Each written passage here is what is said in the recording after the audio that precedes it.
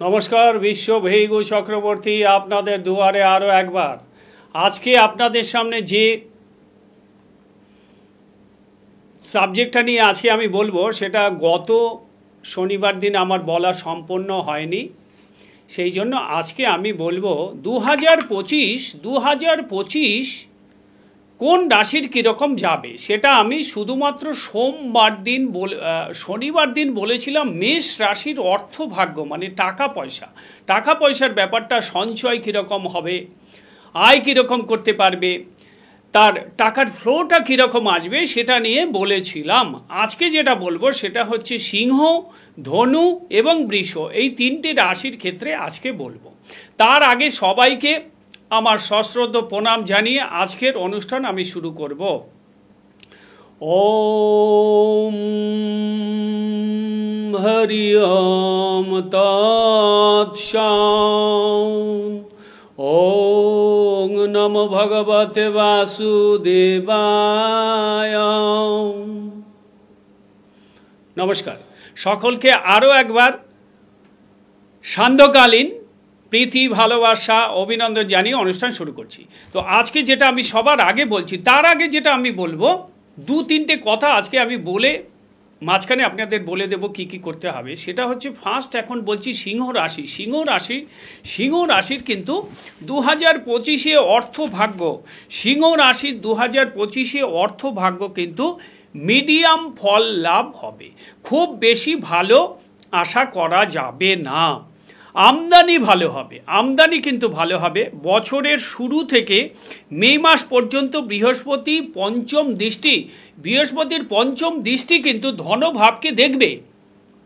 বৃহস্পতির যে পঞ্চম দৃষ্টি সেটা ধনভাবকে দেখবে, যা সঞ্চয় করতে সাহায্য করবে জাতক এবং জাতিকাদের ক্ষেত্রে। তার মানে সঞ্চয়ের ভাবটা আমি এক কথায় বলতে পারি খুব ভালো এবং সুরক্ষিত থাকবে। মে মাসের পর আর্থিক অবস্থা কিন্তু আরও মজবুত আশা করা যায়। এই রাশির বৃহস্পতি যেরকম শুভ ফল দেবে ঠিক অনুরূপভাবে রাহু এবং শনি আর্থিক দিক থেকে কিন্তু দুর্বল করবে। যেটা আমি আপনাদের সামনে বলতে চাইছিলাম সেটা হচ্ছে রাহু এবং শনি কিন্তু আর্থিকভাবে খুব দুর্বলতা সৃষ্টি করবে। এই গেল সিংহ রাশির 2025 কীরকম যাবে, এইটা গেল 2025 কীরকম যাবে সেটা নিয়ে আপনার সামনে তথ্য দিলাম। এবার আমি আসবো হচ্ছে ধনু রাশি। তার মানে আজকে আমি একটা একটা করে বলছি কেন, মেষ, সিংহ, ধনু, মানে সবার প্রথমে আমরা মেষ, সিংহ, ধনু নিয়ে আলোচনা করলাম। মেষ করলাম, সিংহ করলাম, এইবার ধনু রাশি করব। তার আগে আপনাদেরকে বলে রাখি, আমি আগামী 30 তারিখে বকুল অমাবস্যাতে আপনাদের যে কোনো কঠিন ক্রিয়া, তন্ত্র সম্পর্কিত যে কোনো কঠিন ক্রিয়া করবার জন্য আমি উপস্থিত থাকব তারাপীঠ মহাশ্মশানে হোম যজ্ঞ করব। যারা আপনাদের যে কোনো সমস্যা, তন্ত্র সম্পর্কিত যে কোনো ক্রিয়া করবার জন্য 27 তারিখের মধ্যে আমার সাথে যোগাযোগ করবেন। আমার ফোন নাম্বার কলে যাচ্ছে, আপনারা দেখে নেবেন। দেখে নিয়ে আপনারা আমাকে 27 তারিখের মধ্যে যদি বুক করতে পারেন তবে আপনাদের কাজ হবে। সেখানে আমি সমস্ত ক্রিয়াই করব, যে কোনো রকম বশীকরণ, এবং যারা তন্ত্র এবং জ্যোতিষে যাদের পয়সা নষ্ট হয়েছে, প্রতারিত হয়েছেন, তাদের কাজগুলো আমি সম্পন্ন করব। একমাত্র আজকে ফোন করুন তারাই ফোন করুন যারা বকুল অমাবস্যাতে আমার সাথে দেখা করতে চাইছেন। ডাইরেক্ট তারাপীঠে বশিষ্ঠ দেবের যে মা যে পাদুকা রেখেছে তার উল্টো দিকে, হাড়ি কাঠের উল্টো দিকে আমি ওখানে উপস্থিত থাকব। ওখানে আমি হোম যজ্ঞ করব, বিভিন্ন ক্রিয়া করব। তো আপনারা যারা ইন্টারেস্টেড আছেন তারাই আজকে ফোন করবেন, এবং যারা প্রতারিত হয়েছেন তারাই শুধুমাত্র ফোন করবেন। তন্ত্রক্রিয়ায় যারা প্রতারিত হয়েছেন তারাই একমাত্র আমার কাছে 27 তারিখের মধ্যে আপনাকে ফোন করতে হবে।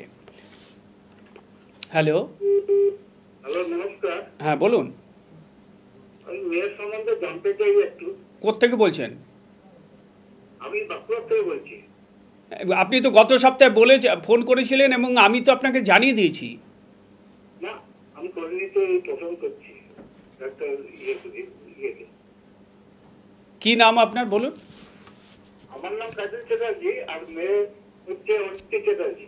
আপনি কি বকুল অমাবস্যা নিয়ে বলছি? আজকে বকুল অমাবস্যা নিয়ে যারা তারাপীঠে উপস্থিত থাকতে পারবেন তারাই ফোন করুন। অযাচিতভাবে ফোন করবার দরকার। আপনি ফোনটা রাখুন, আমি বলছি, শুনুন, আগে শুনুন, ফোনটা রাখুন, ফোনটা রাখুন।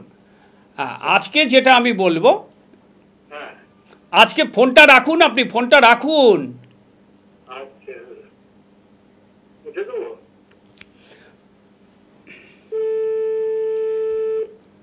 আমি যেটা বলছি আপনারা কতটা বুঝতে পারছেন আমি জানি না। আমি যেটা বলতে চাইছি, আগামী 30শে ডিসেম্বর বকুল অমাবস্যায় তারাপীঠ মহাশ্মশানে চিতাতে হোম যজ্ঞ অনুষ্ঠান হবে। সেখানে যারা যারা তন্ত্র সম্পর্কিত যে কোনো রকম সমস্যা, শত্রু দ্বারা নাজেহাল, যে কোনো স্ত্রী পালিয়ে চলে যাচ্ছে স্বামীর কাছ থেকে, যে সমস্ত পুরুষ নারীদেরকে ভালোবেসে যে সমস্ত পুরুষ নারীদের কাছ থেকে প্রতারিত হচ্ছেন, এবং যে সমস্ত নারীরা পুরুষের থেকে প্রতারিত হচ্ছেন, তারা ফোন করুন। 27 তারিখের মধ্যে আপনার নাম বুক করতে হবে, নচেত কিন্তু আমি দেখব না, নচেত কিন্তু আমি দেখব না। 27 তারিখের মধ্যে যদি আপনি ইন্টারেস্টেড থাকেন তবে আপনি আমাকে ফোন করবেন। এটা হচ্ছে প্রথম কথা। যারা প্রতারিত হয়েছেন তন্ত্রক্রিয়ায়,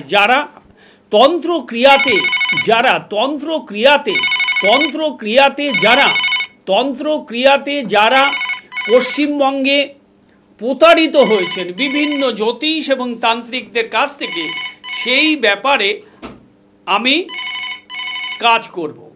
এটা গেল প্রথম কথা।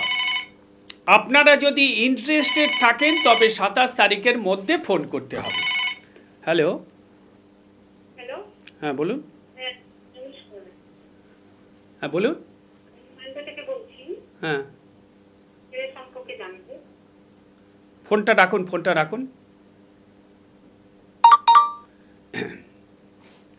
আমি তাদের ফোন চাইছি যারা বকুল অমাবস্যাতে কাজ করাতে ইচ্ছুক। নতুবা ফোন করবার কোনো প্রয়োজন নেই। বকুল অমাবস্যাতে যারা ফোন করবেন তারাই একমাত্র আজকে ফোন করুন, নতুবা আমি আলোচনা করব। আজকের যে আলোচনা সেটা হচ্ছে 2025-এ সিংহ রাশি, মেষ রাশি, ধনু রাশি, বৃষ রাশি, এই রাশির জাতক জাতিকা কীরকম থাকবেন, তাদের অর্থ ভাগ্য কীরকম হবে, সেইটা নিয়ে আজকে আমার আলোচনা। সবসময় আপনাদের কাছে আমি বলেছি, যে সমস্ত ক্লায়েন্ট সারা পশ্চিমবঙ্গে জ্যোতিষ এবং তান্ত্রিক দ্বারা প্রতারিত, লাঞ্ছিত, অবহেলিত এবং অর্থনাশ, অর্থদণ্ড হয়েছে, তারাই একমাত্র তারা আমার সাথে যোগাযোগ করবেন। আমি আপনাদের অভয় বাণী দিচ্ছি। আপনাদের যে কোনো সমস্যা যে সমাধান সেটা আমি করে দেখাবো। এটা বিশ্ব ভৃগুর চ্যালেঞ্জ। আপনাদের যদি যাদের কাজ হয়নি তারা আমার কাছে আসুন। আমি আপনাকে 100% কেউ বলতে পারে না, 100% না, 95% আপনাকে আমি অভয় বাণী দিচ্ছি যে আপনার কাজ সাকসেস করে দেখাবো। আপনার কাজ, যে কোনো কাজ, আপনি চাকরি পাচ্ছেন না, কেন পাচ্ছেন না? আপনার মেয়ের বিবাহ হচ্ছে না, কেন হচ্ছে না? কারণটা কি? সেটা ছক থেকে পরিষ্কার বিচার করে বলে দেয়া যায়। আপনার সন্তান ধারণে অক্ষমতা আসছে, এর কারণটা কি? আপনার সন্তান আসছে না, এর কারণটা কি?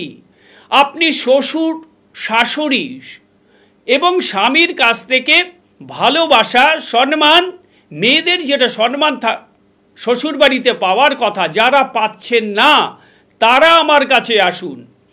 আপনি কাকে চান আপনার করায়ত্ত করতে, তারা আমার সাথে যোগাযোগ করবেন। যারা ঠকেছেন, তার মানে এ নয় যে যারা ঠকেননি তারা আসবেন না, যে কোনো কেউই আসতে পারেন, কিন্তু বিশেষ করে বলছি যারা ঠকেছেন তারা আমার কাছে আসুন, আমি আপনাদের কাজ করে দেখাবো। এটা গেল 1 নম্বর পয়েন্ট।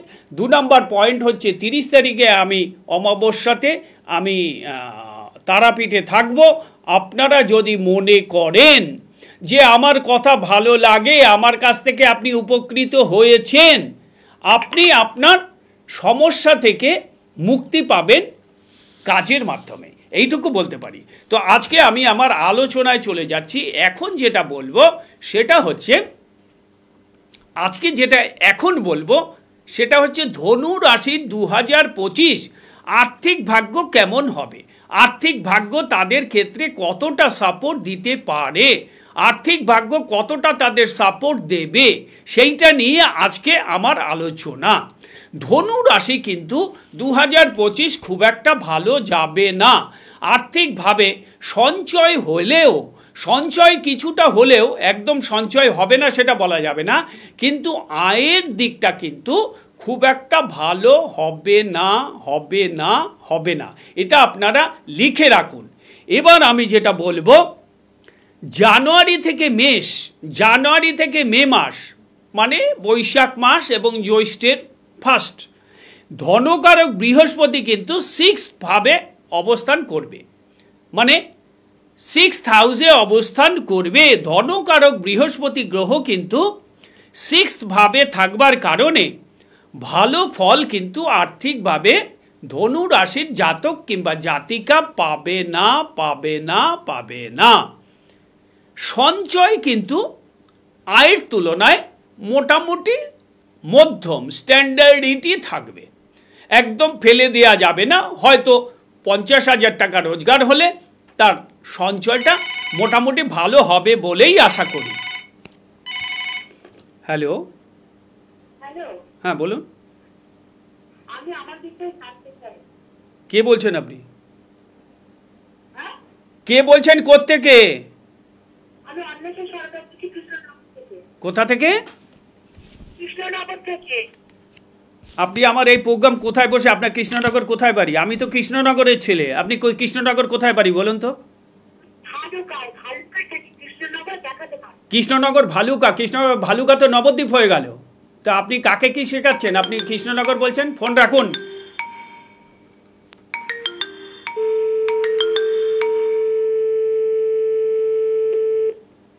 আমি যেটা আলোচনা, আমি সারা দুনিয়া ঘাটা লোক, আমাকে বলছে কৃষ্ণনগর। ভালুকা কি কৃষ্ণনগর?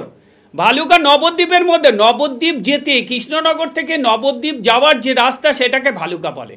এ কোথা থেকে ফোন করছে জানি না, হয়তো এর পিছন দিক থেকে ফোন করে বলছে যে আমি ভালুকা থেকে বলছি। এরকম বললে হবে? আমি কে কি করে, কার কত,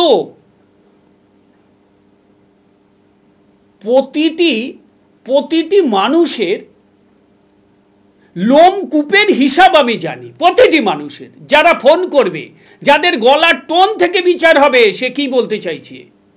এই যে মেয়েটি ফোন করলো, এই মেয়েটি কি?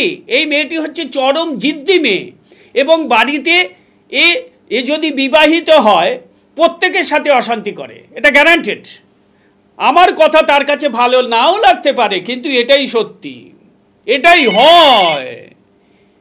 আমি কোনো আজকে ফোন অ্যাটেন্ড করব না, তার কারণ হচ্ছে আজকে আমি খুব গুরুত্বপূর্ণ জিনিস আমি আলোচনা করতে চলেছি। সেটা হচ্ছে ধনু রাশি 2025-এ। ধনু রাশি তারা কিন্তু রেডি হয়ে যান। আপনার যে চাকরি করুন, যা ব্যবসা করুন, যে যাই করুন না কেন, আপনার যে কর্মটা আছে সেই কর্ম থেকে আপনি নিজেকে আগের থেকে আমি যদি আপনাকে বলে দিতে পারি, সেক্ষেত্রে আপনি অ্যালার্ট থাকতে পারবেন। সেই কারণেই আমার এই অনুষ্ঠানটা করা। তো আজকে যেটা বলছি সেটা হচ্ছে ধনু রাশি। দুটো রাশি বলা হয়ে গেছে, 3 নম্বর রাশি চলছে। ধনু রাশির কিন্তু আয়ের পরিমাণটা ভালো নয়, কিন্তু সঞ্চয়টা মোটামুটি বলা যায় মধ্যম। এইবার যেটা বলবো সেটা হচ্ছে ধনস্থানের অধিপতি শনি মার্চ পর্যন্ত কিন্তু ভালো ফল দিতে পারে। এই মার্চ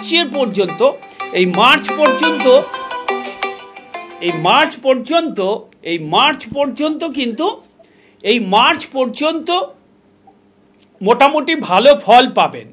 মার্চের পর আর্থিক অবস্থা কিন্তু দুর্বল হবে, ভেরি ভেরি ভেরি পুয়ার, মানে financial position will B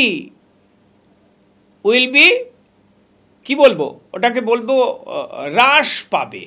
it will be decreased of financial problem, it will be decreased. জাতক অ্যান্ড জাতিকার financial position will be decreased মানে হ্রাস পাওয়া, ভালো যাবে না। এবার আমি যেটা বলবো সেটা হচ্ছে বৃষ রাশি। এই মেষ সিংহ ধনুর পরে আমি চলে যাচ্ছি বৃষ রাশি। 2025-এ বৃষ রাশির ফল কীরকম হবে, বৃষ রাশির ফল কীরকম হতে পারে সেইটা আজকে জানাবো। বৃষ রাশি 2025 কিন্তু financially very very very strong, খুব বলবান, খুব ভালো। বৃষ রাশির পক্ষে কিন্তু 2025 খুব ভালো পাবে। জানুয়ারি থেকে মে মাস ভালো কন্ট্যাক্ট পাবে। You can get good opportunity to service of business also. যারা বিজনেস করেন তারা দেখবেন নতুন কোনো দিশা পাবেন, নতুন কোনো রুট পাবেন। রুট মানে রাস্তা। নতুন কোনো ব্যক্তির সান্নিধ্য লাভ পাবেন, যে ব্যক্তির দ্বারা আপনার জীবনে আর্থিকভাবে আপনি স্ট্রং হতে পারেন, এটা কিন্তু আপনি পাবেন। ইট মাস্ট বি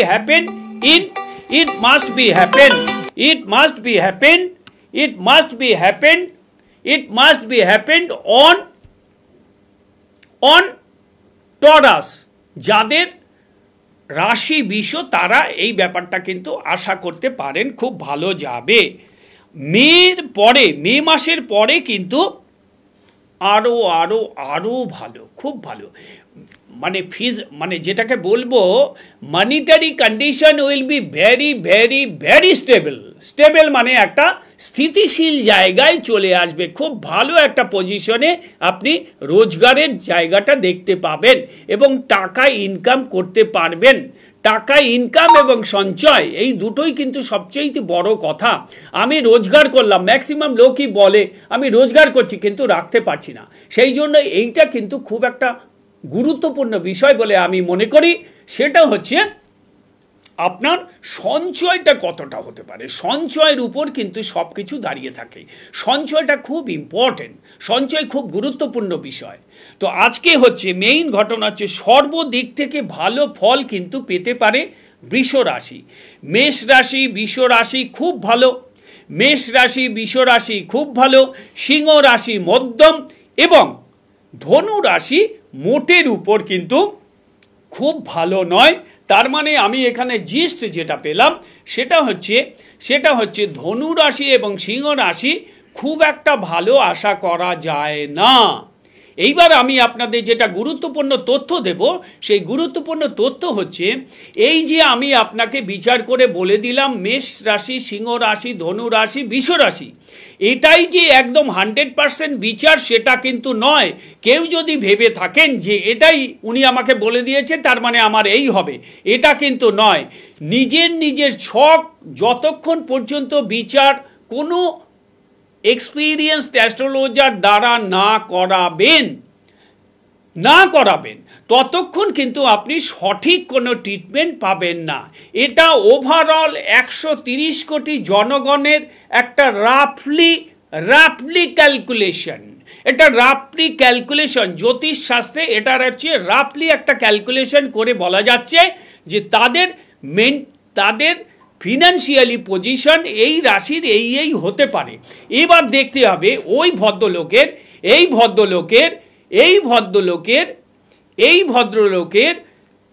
বৃহস্পতির পজিশন কি আছে, শুক্রের পজিশন কি আছে, দশম ভাবের পজিশন কি আছে, একাদশ ভাবের পজিশন কি আছে, এইগুলো দেখবার পর এবং এইগুলো দেখবার সাথে সাথে তার হাতে দেখতে হবে বৃহস্পতি এবং শুক্রের পজিশনটা কি, বৃহস্পতি এবং শুক্রের পজিশনটা কি, তৎসহ একাদশ ভাব, একাদশ হচ্ছে আয়ের স্থান, একাদশের সাথে দ্বিতীয়ের কোনো রকম কোনো সম্পর্ক হয়েছে কি না, একাদশ এবং দ্বিতীয়ের সাথে যদি কোনো সম্পর্ক তৈরি হয় সেক্ষেত্রে আয়ের রাস্তা খুব প্রশস্ত হয়। দ্বিতীয়ের সাথে যদি দশমের কোনো সম্পর্ক তৈরি হয়, দ্বিতীয়ের সাথে যদি দশমের কোনো সম্পর্ক তৈরি হয় সেক্ষেত্রে খুব ভালো অ্যান্সার পাওয়া যায়। দ্বিতীয়ের সাথে যদি কখনো দ্বিতীয়ের সাথে নবমের যদি কোনো রকম সম্পর্ক তৈরি হয় সেক্ষেত্রে আর্থিক সৌভাগ্য আসবেই। নবম পতি যদি দশমে থাকে বা দশম পতি এবং নবম পতির মধ্যে যদি ক্ষেত্র বিনিময় যোগ সম্পর্ক তৈরি হয় সেক্ষেত্রে জাতক খুব ভালো রেজাল্ট পেতে পারে। এইগুলো হচ্ছে মেইন দেখা। এইবার ওভারঅল এই ছকের মধ্য দিয়ে বিচার হবে, এই ছকের মধ্য দিয়ে বিচার হবে সেই জাতকের আর্থিক স্ট্যাবিলিটি কি হবে। আমি বলছি 2025-এর মেষ সিংহ ধনুর এই ঘটনা ঘটবে, তার মানে এটা কিন্তু 100% বা এটা কিন্তু 90% ফলাদেশ নয়। কেউ যদি ভেবে থাকেন চরম ভুল করবেন, ঠকবেন, কিন্তু এটা কখনোই কিন্তু পুরোপুরি মিলবে না। আমি সত্যি ছাড়া মিথ্যার প্রতিশ্রুতি নিয়ে জ্যোতিষ এবং তান্ত্রিকতা করি না, জ্যোতিষ এবং তান্ত্রিকতা আমি করি না। তার কারণ হচ্ছে লগ্নে আমার বৃহস্পতি, যাদের লগ্নে বৃহস্পতি। এরপর আমি একটা অনুষ্ঠান করব কারা কোন কোন জ্যোতিষী এবং তান্ত্রিক তাদের ছকের কি পজিশন থাকলে এবং হাতের কি পজিশন থাকলে তারা চিটিংবাজি করে পয়সা রোজগার করে, এইটা আমি আপনাদের সামনে উপস্থাপনা করব। চিটিংবাজ অ্যাস্ট্রোলজার বা তান্ত্রিক কারা, তাদের ছকে কি পজিশন থাকলে দেখা যাবে, তাদের ছকের কি পজিশন থাকলে দেখা যাবে, তাদের ছকের কি পজিশন থাকলে বলা যাবে সে চিটিংবাজ কি না। চিটিংবাজি করে কি করছে শুনবেন, বশীকরণ শুনলে আপনি হাসবেন। বয়স খুব বেশি হলে 25 বছর বয়স, 25 বছরে কি হয়, মানুষ একাডেমিক কমপ্লিটই করতে পারে না 25-এ, সে বড় তান্ত্রিক হয়ে গেছে, 25 বছরে বড় তান্ত্রিক হয়ে গেছে। সে এমন করে 2 মিনিটে বলছে বশীকরণ, 2 মিনিটে বলছে বশীকরণ করে। এই হচ্ছে পশ্চিমবঙ্গের ওভারঅল, এই হচ্ছে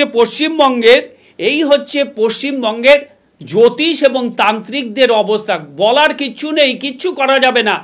অফিসিয়ালি বা প্রশাসনের তরফ থেকে তো কোনো স্টেপই নেওয়া হচ্ছে না। এদের পিছনে ইডি লাগিয়ে দেওয়া হোক, সিবিআই লাগানো হোক। আমি তো সরকারের কাছে already I have already applied to central government also.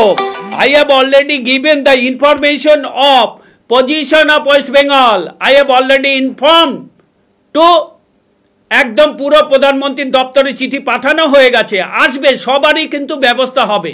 এ নিয়ে চিন্তার কোনো কারণ নেই। যাদের আছে সব বের করে নিয়ে চলে যাবে।